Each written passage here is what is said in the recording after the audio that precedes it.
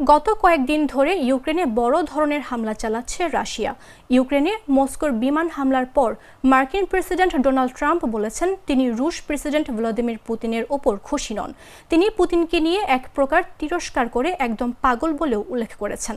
ইউক্রেনের president Vladimir Zelensky এর আগে বলেছিলেন যে রাশিয়ার সাম্প্রতিক হামলার বিষয়ে ওয়াশিংটনের নীরবতা পুতিনকে উৎসাহিত করছে। মস্কোর ওপর আরও নিষেধাজ্ঞা সহ জোরালো চাপ প্রয়োগের আহ্বান জানান তিনি।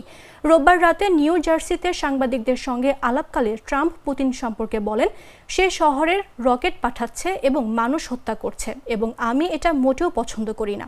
রাশিয়ার ওপর মার্কিন নিষেধাজ্ঞা বাড়ানোর কথা বিবেচনা করছেন কিনা জানতে চাইলে ট্রাম্প উত্তরে বলেন, অবশ্যই।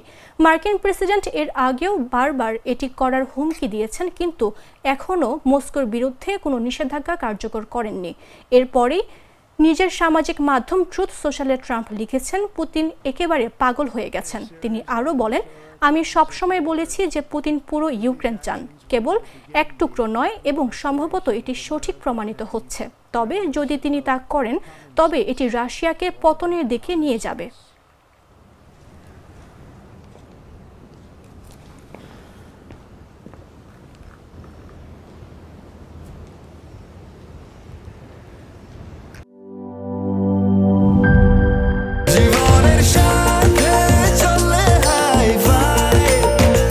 স্বাস্থ্যকর অল টাইম ফ্যামিলি কেক, সব সময় অল টাইম হেলদি লাইফ।